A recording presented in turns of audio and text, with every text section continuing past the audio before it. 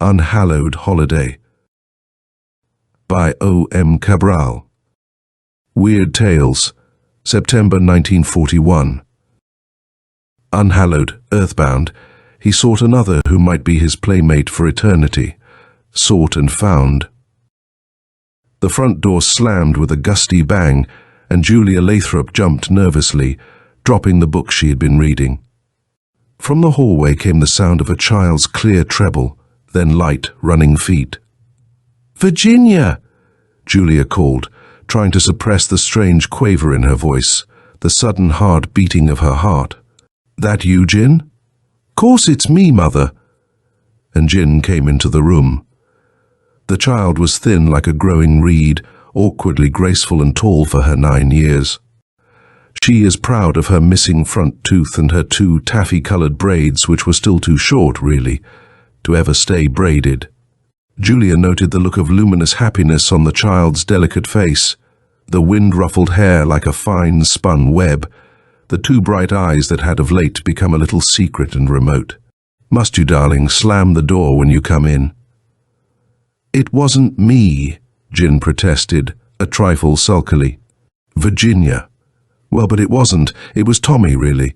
He came in when I did, but he ran right out again." Julia's lips tightened a little as she studied the child's face.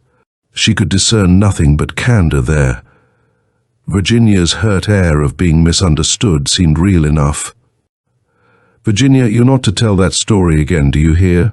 It's silly, just something you made up. There isn't any such person, and you know it.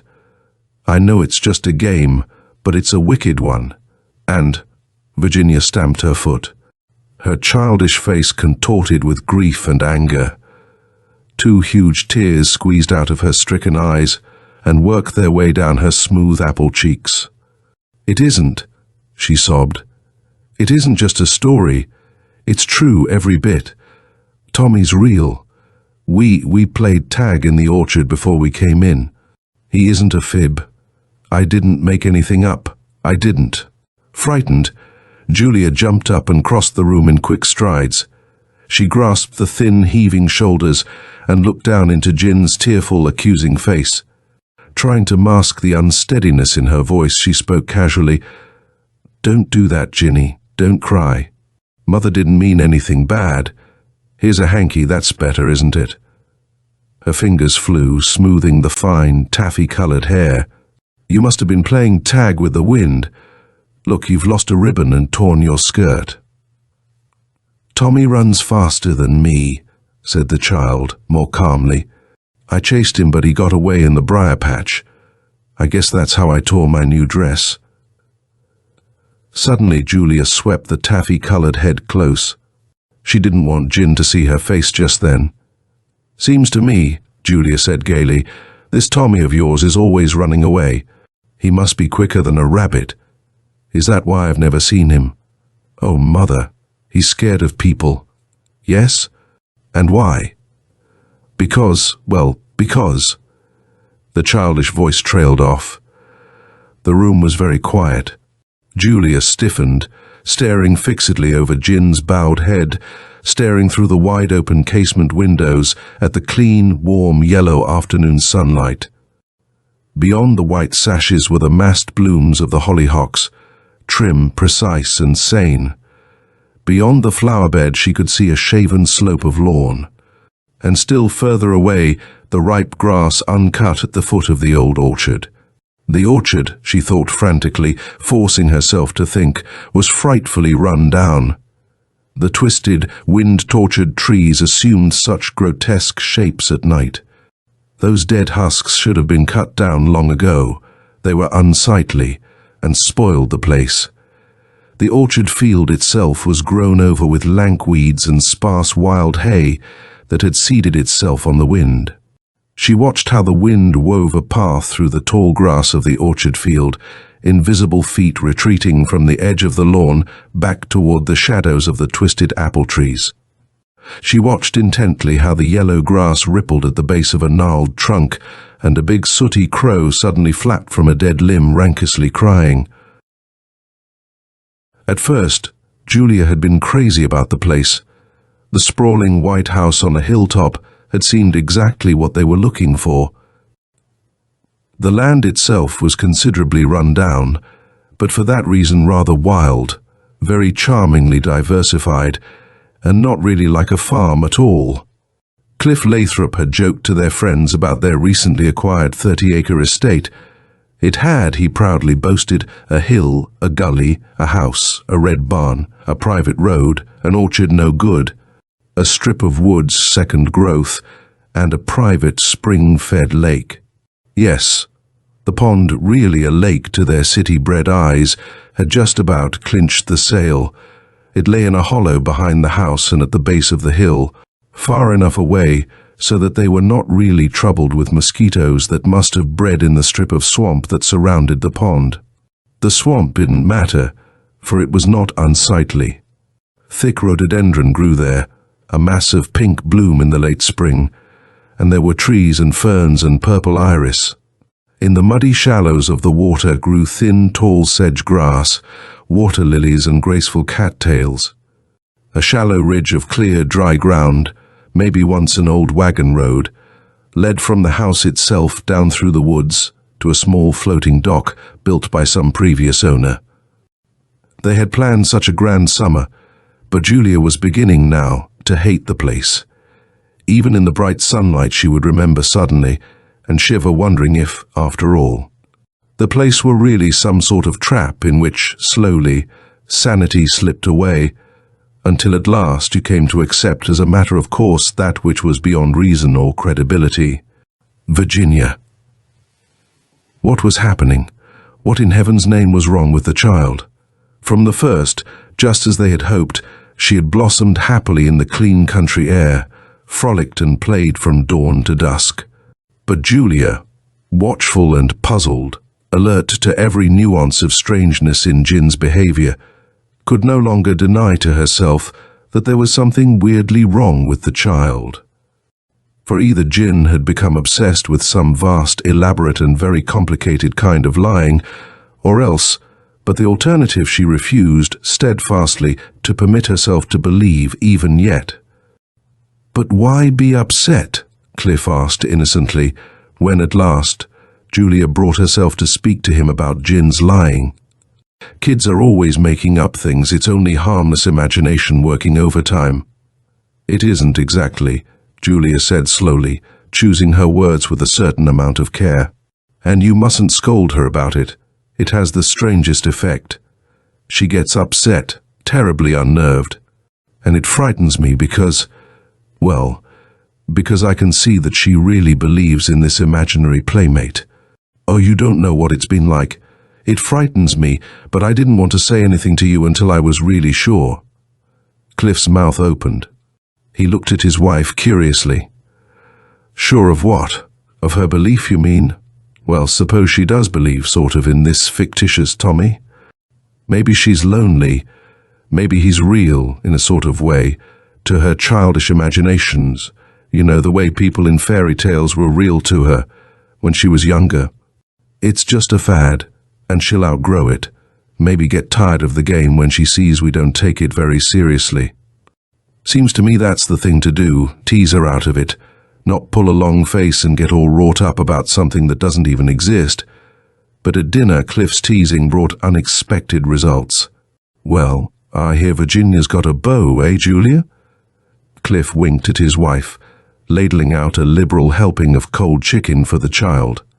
Young man name of Tommy, or so I've been told. Who told you? Virginia's clear sighs clouded with suspicion. The bantering tone was evidently not to her liking. Who told me? Cliff mocked his small daughter. Well now, is it a secret? Yes, the child answered, with a scowling glance at her mother. Sort of.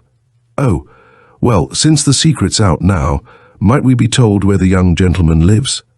Seems to me he must do quite a cross-country hike to get out here from, well, wherever he's from. Oh, no. The child's eyes, round and serious, were vaguely troubled. She hesitated, then, as though under some dim necessity to make herself somehow understood, added quietly, You wouldn't understand. He lives right nearby, you see, "Oh, some little boy staying at the Jackson farm. Daddy, don't be silly. He lives right here on our place in the pond. That's where he goes when he goes back in again, and I know 'cause I've seen him." Not again that evening did they make any reference to Jin's queer obsession, for otherwise the child behaved normally enough. Cliff played checkers with his small daughter and allowed her to beat him twice. After that, she went happily and triumphantly to bed. Yes, afterward, with the child asleep upstairs and the eerie moonlight glistening like frost on the clipped lawn, Julia abruptly drew the curtains over black panes. "Heaven knows," said Cliff, amused. "We've no lack of privacy out here." "I was just jittering," Julia confessed, unable to tell him just then how she had felt. That overpowering warning instinct of being watched, of not being alone. That the moonlit lawn had been bare, without blur or shadow, had only made the feeling somehow more terrible. "Cliff, what are we going to do?" "About Jin? Well, I think she's lonely. You ought to send for one of her friends. Having some other kid around will chase this funny idea out of her head quick enough. What say?" "I've thought of that," Julia told him. "I've already sent for Elsie. She's at the seashore now, but her mother wrote that she can come out and stay with Jin for a week or two." "Oh, Cliff, you don't think there's something wrong? I mean, that she really sees things and—" "Sick, you mean?" "No.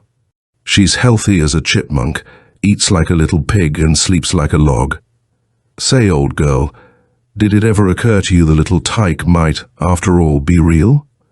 Up the road a piece, past Jackson's, there's a Lithuanian family, plenty of kids, all assorted ages. See, it must be one of them. But Cliff, 3 miles away. And besides, what's 3 miles to a country kid?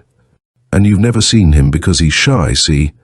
But you act as if everything's natural, and maybe he'll show up one morning with his paw out for a cookie." "Oh, Cliff, you think so?" "Well, it might be so. Personally, I think we've been letting Jin's well-developed imagination run away with us, scaring ourselves, and without any reason. Now look, there's only one sensible view to take. Either he's a myth, and she'll outgrow it, or else there really is such a kid, but he's scared and over-shy. In either case, what's terrible about it?"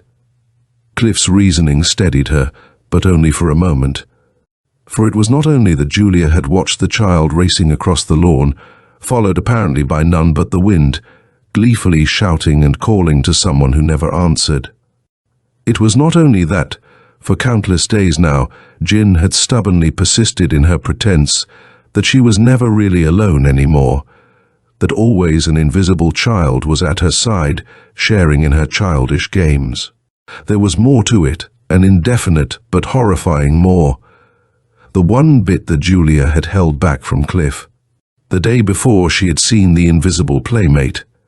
In bright sunlight, grass rippling gently as though some small animal stirred at its roots, a small furtive round, like the passage of a snake. She, Julia, had crossed the lawn to call Jin for lunch. The child was sitting quietly under a big beach umbrella, making a crude crayon sketch. Julia, smiling and looking down over Jin's shoulder, saw the scrawled likeness of a little boy in blue overalls. Jin had made a round, jack-o'-lantern face wreathed in an exaggerated grin. She had drawn in thick, stubby hair of a bright reddish-orange and made the feet bare. All at once, Julia had been breathlessly conscious that there was someone else, someone standing in the orchard field just behind her, someone so dim and indistinct that when she turned her head, it was as though colors flickered in the bright sunlight, wavered and vanished like an abruptly dissolving mirage. But for one breathless instant, for one heartbeat, she had seen something, surely, a wavering image, like the warping of air in heat haze, the shadowy simulacrum of a small figure, standing in the ripe grass of the field. It had seemed to Julia that the dissolving vision held color, blue tint, like faded overalls, a white shirt, a face unseen because it was surmounted by a big hat of yellow straw, But afterward, when, fingers pressed to her eyes, she tried to recall details that had been blurred, only shadowy suggestion, Julia wondered whether she had not merely imagined it. Heat and glaring sunlight distort vision. Perhaps she had simply projected in vision the blue overalled boy of Jin's childish sketch, the drawing she had carefully labelled in angular block letters, "Tommy." It was with unutterable joy that Julie welcomed Elsie. The two children were of the same age, had been neighbours in the city, but curiously, Virginia exhibited no great enthusiasm at seeing her old playmate again. She was indifferent and ignored the other child. "I won't stay here any more," Elsie cried one morning, storming into the kitchen in tears. "I hate it here. I want to go home, please." "Oh, Elsie, what's the trouble? Did you and Jin quarrel again?" "No, it's that ugly, horrible boy. He spoils everything." Elsie." Julia snatched the child's arm and swung her sharply toward her. "You saw him." "Course I saw him." Elsie looked annoyed. "What do you mean? He comes every day, but he won't come near us. He just stands there watching or follows us around, and it's scary. I threw stones at him, but they didn't hurt him. He just laughed and wouldn't go home. And Jin said she hates me. She said I scared him, and now he won't come and play until I go back home." With Elsie's abrupt leaving the household became to all appearances normal again. Jin's impatience to be rid of the encumbering Elsie had been only too evident. Now the invisible other returned, remained at her side throughout all of the long summer day. Jin laughed and prattled and was happy, and under the apparent light-hearted gaiety, Julie was aware that horror hid and slowly uncoiled as day slid into day. Even Cliff now began looking strangely at his small daughter. Once or twice Julia found him staring intently through the window, saw him start nervously as she entered the room, grin sheepishly, and turn away in an embarrassed fashion. It was he who urged that she take Jin to a specialist, and Julia acquiesced because she thought that a trip to the city might be good for the child. The outcome was only what she might have expected. Jin's fantasies, said the doctor, did appear to be of a somewhat hallucinatory nature. But she, Julia, must not become alarmed. The child was in good health and should remain at home. She should not be punished or forced in any way to relinquish her queer obsession. That might have harmful consequences. She, Julia, must be patient and endeavor to lead her back to reality by pretending, for the moment, to fall in with her make-believe. If Jin persisted in her obsession, or if the hallucinations became more alarming, they would probably have to resort to other measures. Driving back, Julia reflected that doctors were all very well, but after all, she knew best. She had not told him one rather important thing, that Jin's fantasies had had reality of a sort for at least two other people. The one useful bit of advice that the doctor had given her only represented a decision that she had already made, that if she were to save her little girl from madness or something even worse, she must do it from now on through love and guile. Gently and with patience, she must win the child away from that hated other. "I've seen the little devil," Cliff told her that evening when they were alone again. Julia looked blank. "That kid," he went on, "Jin's friend. Oh, he was here. I'll say he was here. Last evening after you left, I caught the little tyke standing on the lawn, staring up at the windows. It wasn't sundown yet. There was plenty of light. He looked. Quick, how did he look?" Cliff frowned, swallowing a little.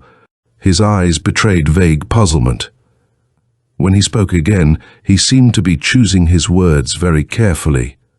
"Why, about like any little country boy. Blue patched overalls, bare feet, carried a frayed straw hat in his hands, had a mop of red hair that seemed to need cutting. Maybe he had freckles too. He'd come for Jin." Julia laughed shakily. "And that's all that happened?" "Well, no. I went to the door and told him Jin had gone to the city. I'll be darned if his face didn't screw up with the most horrible look of hate. He shook his small fist at me and began crying. "Oh, Cliff, did he threaten anything? Him?" Cliff scratched his head. Again, he seemed hesitant and a little sheepish, as though he were withholding something of which he felt uncertain, or a little ashamed. Hell, he was only a little shaver, about an inch taller than Jin, I'd say, but there was something downright, well, pitiful about him some way. I got the idea then he thought Virginia had gone away for good. So I went out on the porch and told him to quit sniveling. Jin would be back next day. And then I took a few steps toward him. He turned around and ran out on the road. I followed, but when I got out to the road, there wasn't a thing in sight. Still, when I went back to the house, I had the feeling that he hadn't ever left at all. I think somehow he was hanging around all night, but that's nuts, isn't it? If I'd caught him, though, I'd have twisted his blamed ear off. And you know what? For the first time since we came out here, I was sorry we didn't have a dog, a big savage one. She could not foresee now a fierce tug of war for the possession of Jin, and as the struggle became more intensified, that other became less cautious. As Julia had hoped, he emerged into the open at last. By great patience, she had managed to meet her antagonist face to face. It happened in this way, determined to be with Jin as much as possible. From now on, she had suggested to the child that they park a picnic basket, don bathing suits and spend the day at the pond. The suggestion seemed to startle Jin, yet please her. "I don't know," she had objected uncertainly. "Tommy lives there. He need be afraid of me, dear. Let him join us there. We can all spend the day together then. Wouldn't that be nice? And if you'll just tell him he has nothing to fear from me, ever, and that I want to be friends." "I would love a swim," Jin had interrupted, "down at the pond." So presently they were sitting on the edge of the water-soaked float, dabbling bare feet in the bright water. It was a perfect summer day, hot and breathlessly still. The water, blue in the pond's deep center, was brown in the shallows, dappled green with thick lily pads. Virginia squealed happily as she lowered herself into the cold water, paddling at the edge of the float and showing off the new stroke her father had taught her. All at once Julia was aware of someone standing in the muddy shallows just behind, someone stealthily watching, half hidden by the thin, tall reeds. Very matter-of-factly, Julia turned her head, forcing herself to smile at the vision. "Hello," she said calmly. "I'm glad you came at last. We've been waiting for you, Jin and I, and won't you come sit with us out here?" "Tommy!" Virginia crowed, holding to the edge of the float with one hand and waving frantically at the small, furtive figure in the reeds. "Tommy, come on. Look, I can swim a little on my back. Tommy, look." Like some small, cautious animal, the child very slowly left the reedy shallows where he was crouching and clambered up onto the bank. He shuffled across the bare strip of ground behind the float and stood there, to all appearances bashfully hesitant, grinning and squirming his bare toes in the dry earth. There seemed nothing malevolent or remarkable about him now. He was small, Julia saw, indeed scarcely bigger than Jin herself. He seemed a bit thin or spindling, or else his faded, patched overalls and quaintly cut shirt were a little too big for him.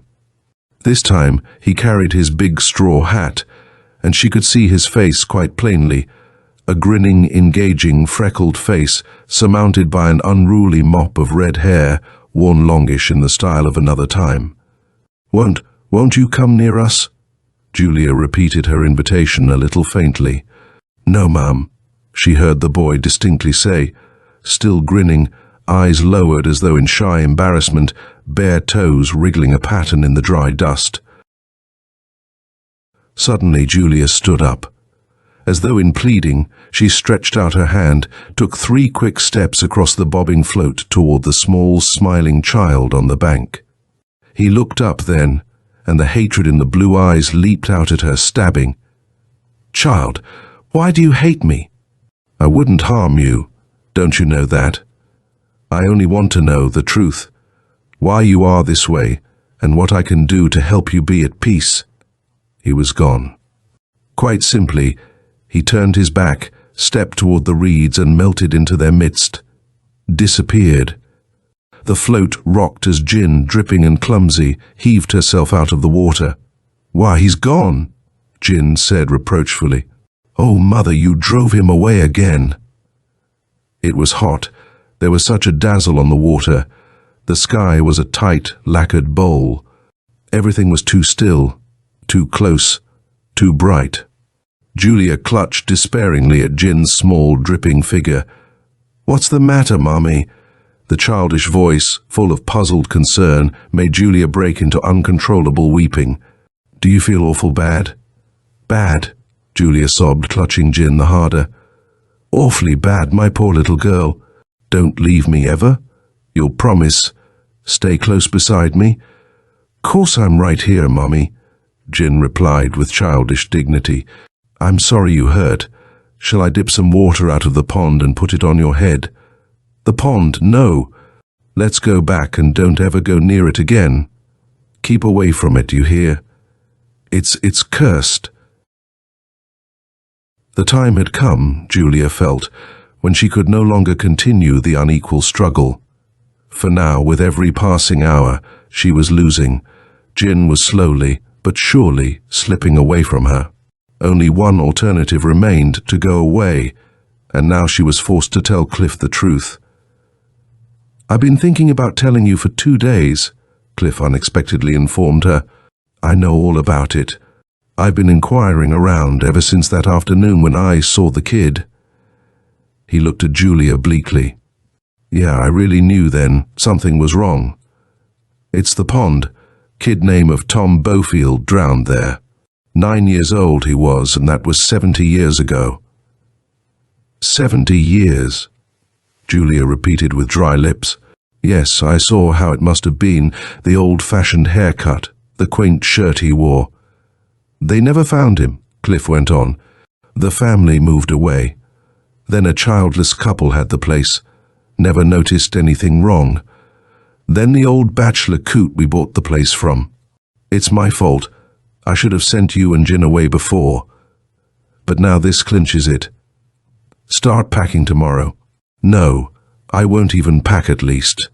Nothing but a small suitcase. We won't let Jin know until the last minute. Even then, maybe.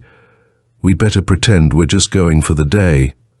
After we've gone, you can board up the windows, see that our things get moved." Julia clapped her hand over her mouth, suppressing a scream. "He was there," she cried frantically, pointing to the wide-open window. "He heard us, every word." Cliff swore savagely. He leaped to the door and flung it wide open to the night. Across the lawn trotted a small shape, indistinctly seen by the light of a gibbous moon. A small lad in overalls who turned his head once, looking back, as if in derision. The instant Cliff stepped outside the door, he had vanished. "Tomorrow," Julia choked. "Tomorrow, if it isn't too late." They didn't leave because during the night Virginia complained of a burning in her throat. By morning she was running a high temperature and babbled deliriously. Alarmed, Julia had sent for a physician. But the man, a local practitioner, advised against moving the child until the fever died down. "He's won again," Julia thought frantically. "He doesn't want her to go away." But if Jin had to remain confined in that hateful house, she could still watch over her. Never would that hated other get near the child again. Already she had lost too much to him, Jin's sanity, and perhaps her life itself.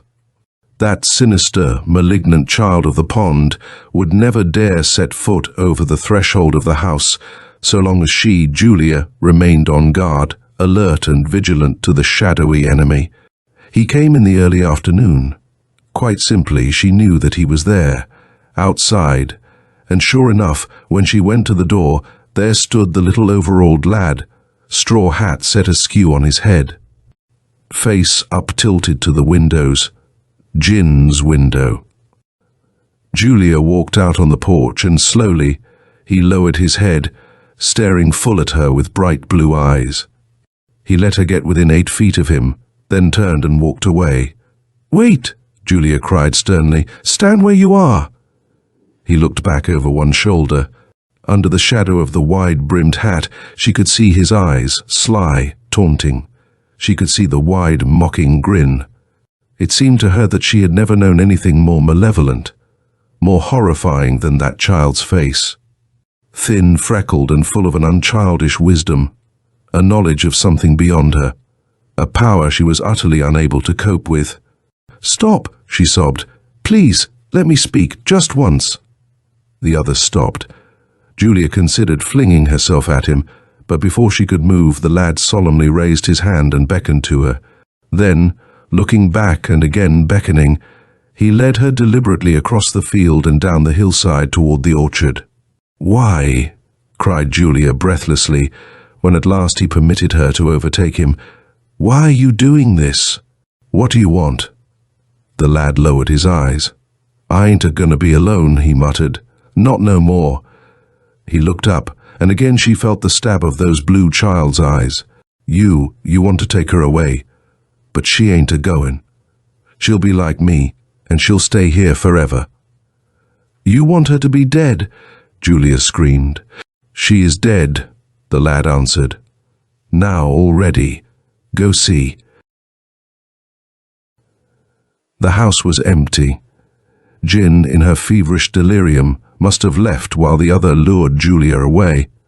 Distraught, weeping, she ran from room to room, mocked everywhere by the ringing echoes of her own voice. The pond? Was that what he had meant? Julia ran, stumbling down the rough trail swamped out through the patch of woods. She found Jin's 2 small shoes set side by side on the edge of the pond. In response to her hysterical telephone call, Cliff came home. Others, too, came to console her or join in the search. Closed-mouthed men, strangers, tramped over the fields. The woods were combed. At night, as the search spread to the surrounding hills, there was the mournful baying of hounds. "Get some sleep," Cliff begged. "Maybe there's still a chance." "No," she sobbed. "Tell them not to look any more. She's in the pond. I know it." "They'll drag tomorrow," Cliff whispered haggardly. "We'll see." Sometime in the night it began raining. Julia slept, but sleep was more terrible than waking reality. She plunged awake out of choking nightmare to the drab greyness of earliest morning and the sound of rain in the eaves gutters. Downstairs, Cliff slept huddled in a chair. He had not even taken off his shoes. The telephone had remained mute throughout the night. Julia tiptoed past him, down the hall and out the door. It had rained heavily. A chill light glistened on every leaf and blade. Julia raised her face to the cold drops, feeling them soothe the terrible throb in her head, the ache in her eyes. She shut her eyes and walked blindly, feeling she could never get enough of the cold, pelting rain. "Mummy!" Her eyes flew open. Then she cried out and ran, sobbing brokenly, toward the small figure standing uncertainly in the rain and the grey mist. "Jin, I knew you'd come back. Oh, I knew you wouldn't leave me forever." "Don't come any closer, Mummy," Jin said. "Please." "Oh, Jin, let me hold you just once." Jin shook her head. "You can't, Mommy. But I've got to go now. Tommy's waiting." The child turned and with elfin grace glided off into the rain. Julia ran, stumbling often as the wet grass tangled about her feet. Jin ran too, fled barefooted, with the speed of the wind. In the eerie greyness, she seemed part of the silver rain, part of the mist flowing along the tops of the wet grass. Her 2 short braids, drenched and dark, swung out behind her as she ran. In the milky opacity, another child, barefoot and overalled, raced to her side and joined hands with her. "Children, wait, please!" Julia shrieked. She ran stumbling through the rain, and always the children, hands clasped, were just a little ahead. She lost them presently, and found, bewildered, that once again he had ventured down the trail to the edge of the pond. She turned away from the loath sight of the water, grey and pelted with raindrops. Weeping, blinded, she stumbled against a solid body. A pair of arms encircled her. "Good God, Julia," Cliff said hoarsely. "What are you trying to do? Come on back, quick now." "Virginia," Julia wept, "earthbound, unhallowed for ever and ever." "I heard you scream," said Cliff. "Saw you running across the field in the rain. I yelled and yelled, but you didn't stop." Faintly and very far away, a dog began to bark. Julia twisted loose from Cliff's embrace, pointed to the wet earth. Cliff stiffened, his face slowly whitening. 2 sets of tracks, the fresh prints of small, bare feet, led into the pond. Even as they looked, they were already beginning to fade under the pelting drops of the cold, heavy rain. End of Unhallowed Holiday by O. M. Cabral.